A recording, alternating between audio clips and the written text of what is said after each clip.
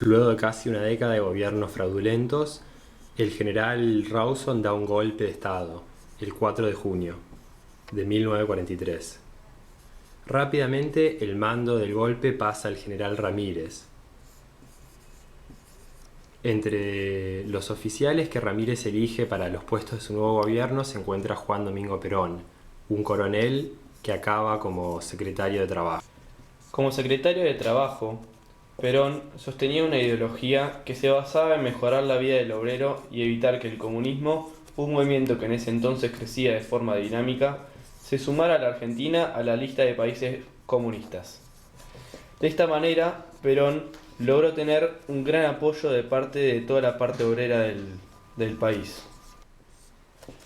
Luego, en 1944, Farrell asume como presidente de facto, dándole a Perón el puesto de ministro de guerra y luego el de vicepresidente. Perón empieza una relación con Eva Duarte, luego Eva Perón, una conocida actriz de cine, lo que molesta mucho a sus compañeros militares. Sumado a su creciente influencia y su injerencia en varios asuntos de Estado, los demás militares empiezan a complotar contra él, por lo que en 1945 Farrell lo encarcela por su propia seguridad. El 12 de octubre, los trabajadores no recibieron el sueldo correspondiente, beneficio que habían logrado con Perón. Por ello, el 17 de octubre, los obreros organizados por los sindicatos, organizan una manifestación en la Plaza de Mayo, en son de la liberación de su líder, el general Perón. Farrell, al no saber cómo manejar la situación, lo lleva a la Casa de Gobierno, donde él, Perón, anunciará su candidatura a presidente en las elecciones del próximo año. Luego, el 17 de octubre, Perón inicia la carrera por la presidencia. Durante esta se valerá de los medios de comunicación masivos y usará la propaganda de maneras nuevas para el país, característica que luego lo acompañará a lo largo de sus 10 años de gobierno.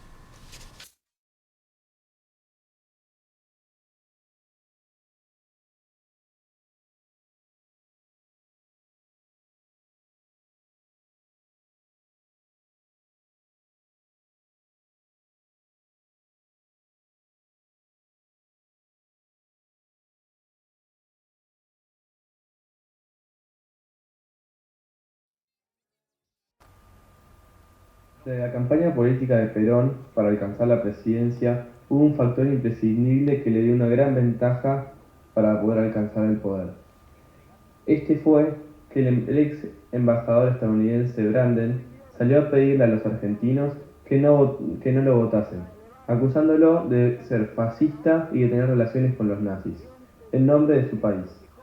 Tras ver esta situación, Perón la aprovechó generando un enemigo común entre los obreros y los sindicatos y Perón para ver esta amenaza que Branden proponía como una cara del imperialismo que quería imponerse ante el nacionalismo argentino, creando así un fuerte nacionalismo en el país. Siempre a preferir los realizadores a los teóricos. Cuando Perón asume en 1946, luego de ganar por amplio margen las elecciones, se da cuenta que serán necesarias profundas transformaciones en la economía para que pueda ampliar sus planes de progreso social a toda la población argentina. Para ello será necesario ampliar la matriz industrial del país, ya existente pero solo en las grandes ciudades como Rosario, Córdoba o Buenos Aires, y llevarlo a todo el país. Esto le permitirá dar trabajo a miles de obreros. Sin embargo, el principal foco de Perón no será en la industria pesada, la necesaria para un verdadero avance del país, sino en la industria liviana como la textil, lo que dará trabajo a muchos, pero no será una inversión a largo plazo. Sí se preocupa por la soberanía energética del país, por lo que invierte en YPF y en las otras petroleras y construye represas hidroeléctricas en el norte para asegurar la independencia energética del país. Todas estas medidas tienden más a la soberanía para lograr una mayor independencia respecto a Estados Unidos e Inglaterra. Inglaterra, quien se encontraba en un momento bastante complicado, tras haber sufrido varias pérdidas luego de la Segunda Guerra Mundial, optó por venderle a Argentina, al gobierno de Perón, los trenes como forma para recuperar parte del dinero. Sin embargo, estos trenes se vendieron a un precio bastante caro. Sin embargo, Perón tuvo que acceder porque si no, no iba a conseguir nada de parte de los ingleses, quienes se encontraban en esta situación de crisis económica. Sin embargo, Perón utilizó este inconveniente para generar mayor campaña política. Es decir, se aprovechó diciendo que iba a nacionalizar los trenes para generar un contento dentro de la sociedad de un gran avance a nivel de transporte. Estas medidas fueron fuertemente publicitadas por Perón, tanto las que les eran favorables como las que no. Siempre supo sacar rédito mediático de las situaciones y presentar tanto sus logros como sus derrotas como si fueran victorias para los ojos del pueblo argentino. Pibes, hay que apurarse. Si no llevamos estas fichas enseguida, no vamos a poder jugar. Pero no tenemos nada, ni camisetas, ni pantalones, ni botín. Pero Melón, ¿no escuchaste la radio? Evita lo da todo. Camisetas, pantalones y botines. Jugaremos en cancha grande, con referí todo. Acercándose al año 1949, la economía argentina se fue quebrando debido a que la europea, tras recuperarse de la Segunda Guerra Mundial, empezó a comprar menos granos a la Argentina, provocando una crisis económica. Que el gobierno peronista cada vez estuviese más frágil. Frente a las críticas de la oposición y de los medios, el peronismo endureció su posesión, por lo que en 1951 expropia el diario La Prensa, uno de los diarios más opositores al gobierno, y lo pone en manos de la CGT.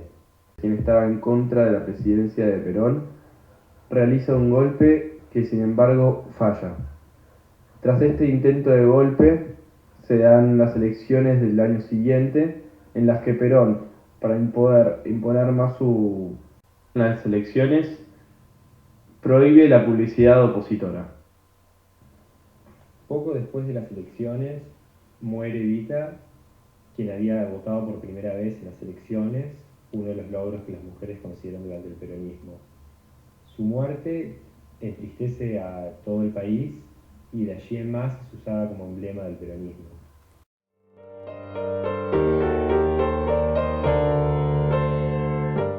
Como emblema del peronismo, Evita fue utilizada para crear un gran espíritu de nacionalista.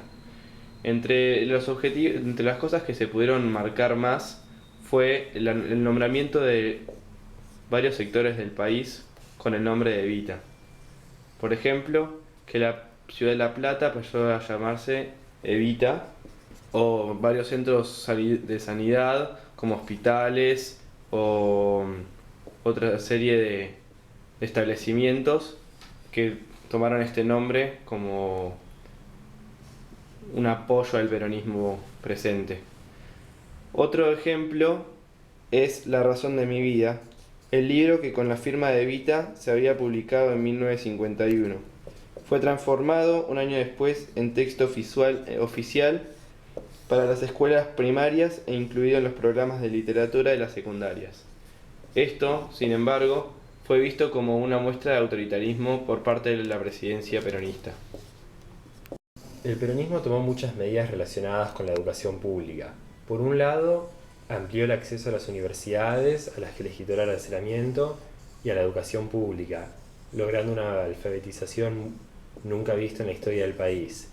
Sin embargo, la educación seguía siendo religiosa en esos años, debido a la cercanía del gobierno peronista en sus primeros años a la iglesia. Hubo medidas como la imposición de profesores por fuera de la autonomía de la universidad, que cayeron muy mal en los sectores universitarios.